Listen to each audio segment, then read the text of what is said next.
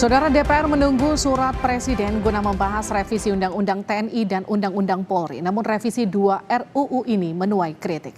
Beberapa hal yang disorot dalam revisi Undang-Undang TNI adalah soal prajurit aktif TNI dapat menduduki jabatan sipil. Ada juga kritik soal batas usia pensiun yang ditambah. Sementara pada revisi Undang-Undang Polri, kritik pada perluasan kewenangan polisi untuk melakukan penyadapan dan intelijen keamanan, serta pengawasan di ruang siber. Apakah pemerintah akan mendengar kritik publik dari rancangan undang-undang tersebut? Kita akan bahas setelah tayangan berikut.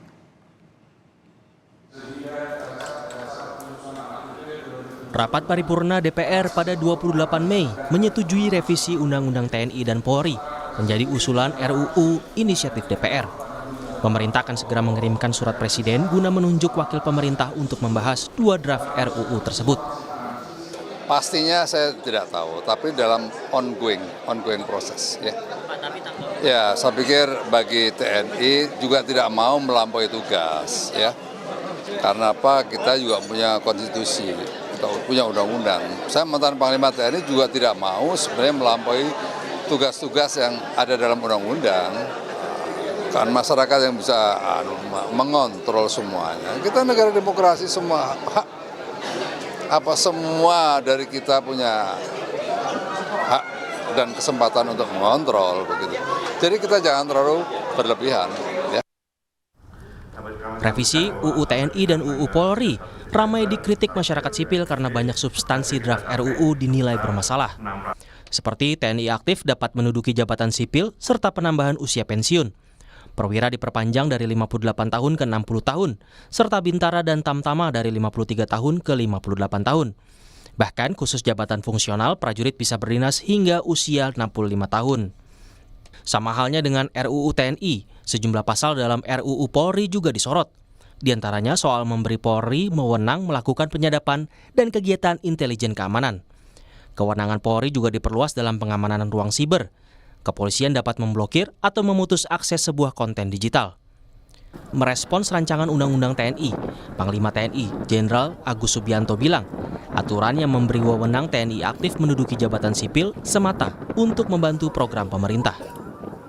Sekarang itu banyak kementerian MOU dengan saya, ya, berat dari Menteri Kesehatan, Menteri Pertanian dan KKP, BUMN. Nah dari situ kan bisa dilihat bahwa kementerian itu membutuhkan, di situ ada membutuhkan satuan TNI, sehingga dibutuhkan ada jabatan di situ untuk supaya melancarkan tugas-tugas kementerian tersebut. Kita tuh berpikirnya kita untuk kemajuan NKRI, ya, untuk itu aja, untuk membantu program-program pemerintah, bukan untuk yang lain, ya. Menurut Guru Besar Hukum Universitas Jenderal Sudirman Hipnu Nugroho, pasal yang memuat TNI aktif dapat menduduki jabatan sipil membuat rancu dan tidak profesional. Yes. Karena apa? Ketika seorang militer itu menjabat di lingkungan non-militer, undang-undangnya itu adalah bertanggung jawab militer statusnya. Tanggung jawab hukumnya tanggung jawab militer. Kalau undang-undang militer, sehingga tidak fair ketika seorang militer duduk di jabatan sipil tapi tanggung jawab pribadinya melihat statusnya. Ini yang tidak konsisten. Sehingga harusnya memang di pasal 7 ayat 1 berhenti dari jabatan militer. Oleh karena itu, oke lah ada perubahan, tapi justru strict, jelas ketika dinas di militer ya aktif militer, ketika dinas di sipil berhenti. Karena melihat tanggung jawab hukum yang diembannya. Terkait polemik TNI aktif mengisi jabatan sipil, anggota Komisi 3 DPR Taufik Basari akan meminta TNI memberikan simulasi saat pembahasan rancangan undang-undang. Ya tentunya kita juga akan meminta kepada pihak TNI ataupun pihak Polri ya untuk memberikan simulasi ya terkait dengan ketentuan baru tersebut ya. Penugasan-penugasan di luar institusi Polri dan institusi TNI ya seperti apa. Kemudian pembahasan RUU TNI dan Polri kini menunggu surat Presiden. Tetapi sikap pemerintah yang mengabaikan kritik publik terhadap 2 RUU tersebut dinilai akan berakibat fatal bagi penegakan hukum ke depan. Tim Liputan, Kompas TV.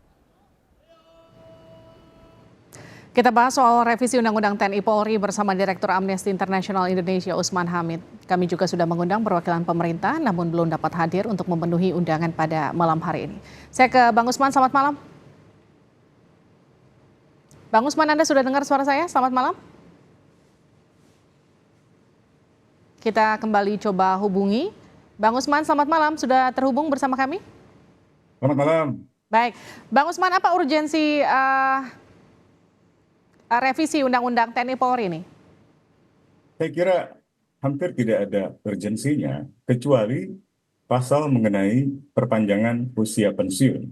Sebab di dalam pemerintahan Jokowi, dan ini mungkin pemicunya, adalah promosi-promosi yang dilakukan untuk menduduki jabatan pimpinan di kepolisian maupun di TNI melampaui sejumlah angkatan. Dan penunjukan atau pengangkatan Panglima TNI misalnya Kapolri telah lama dikritik karena didasarkan pada kedekatan personal, kedekatan pribadi dari Presiden dengan Panglima TNI maupun Kapolri ketika Presiden masih berdinas sebagai wali kota di Solo. Dan mungkin hanya pasal ini yang paling mungkin bisa diterima dan katakanlah memiliki semacam urgensi, mengingat ada banyak perwira tinggi baik di TNI maupun di Polri yang karirnya katakanlah menyempit setelah adanya pelampauan angkatan-angkatan oleh promosi yang dilakukan oleh Presiden terhadap untuk posisi Kapolri dan Panglima yang melampaui sejumlah angkatan. Sehingga banyak sekali angkatan yang kehilangan kesempatan untuk misalnya mengalami kenaikan pangkat bintang 3 atau menduduki jabatan-jabatan bintang 3, termasuk juga untuk berpeluang menjadi Kapolri. Dan mereka semua rata-rata sekarang diambang pensiun. Dan mungkin pemerintah, khususnya Presiden, mencoba untuk memperbaiki kekeliruan itu dengan cara memberikan insentif berupa perpanjangan usia pensiun. Sehingga membuka peluang bagi mereka yang diambang pensiun untuk bisa tetap berdinas dan mendapatkan peluang karir di tahun-tahun yang akan datang sebelum mereka benar-benar pensiun. Bang Usman, gini, kalau kita breakdown satu-satu, di revisi Undang-Undang TNI Polri ini juga mengatur soal Polri menyadap dan juga mengawasi ruang siber.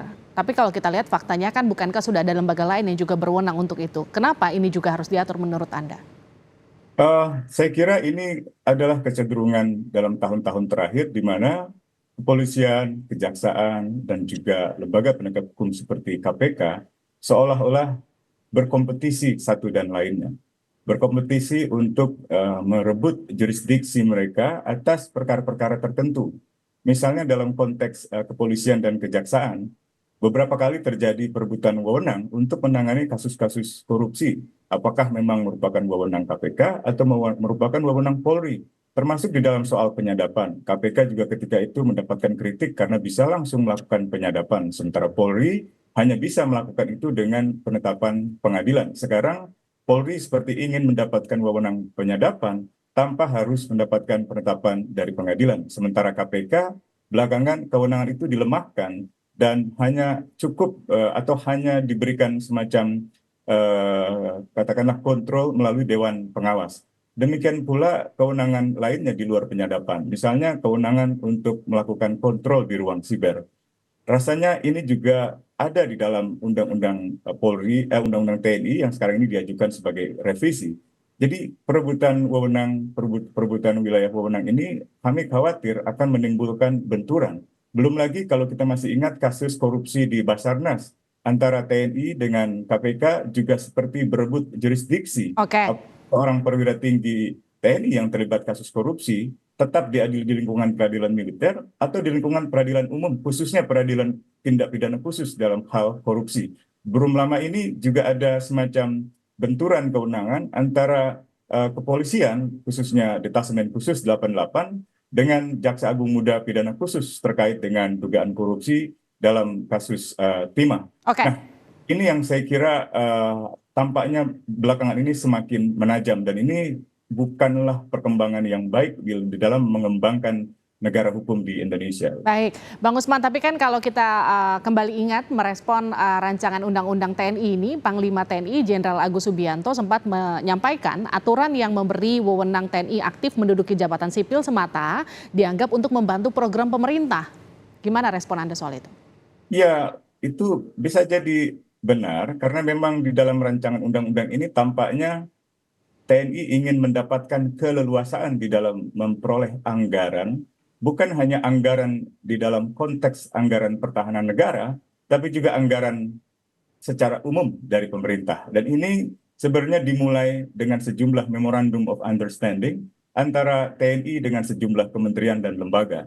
Saya kira kebijakan ini merupakan kebijakan yang keliru dan sekarang ingin dibenarkan melalui Undang-Undang TNI yang direvisi. Kalau kita baca pasal 66, 67, 68, kelihatan sekali, pertama, Panglima TNI ingin langsung mengakses dana negara melalui Kementerian Keuangan. Yang kedua, mereka tidak ingin lagi Menteri Pertahanan menjadi tempat di mana Panglima TNI harus mengajukan terlebih dahulu kepada Menteri Pertahanan baru ke Kementerian Keuangan. Yang ketiga, Kementerian Keuangan juga dalam RU ini seperti dikondisikan agar menyetujui keseluruhan anggaran yang diajukan oleh TNI, baik itu anggaran bidang pertahanan negara maupun juga anggaran secara keseluruhan dari pemerintah. Nah, inilah yang akan memperluas program-program pemerintah. Tentu itu bisa dikemas sebagai alasan untuk membantu pemerintah, tapi sebenarnya itu bukan. Tapi artinya gini, kalau saya simpulkan sedikit Bang Usman, artinya sebetulnya Anda tidak keberatan dengan revisi Undang-Undang TNI Polri, tapi ada beberapa poin yang memang dianggap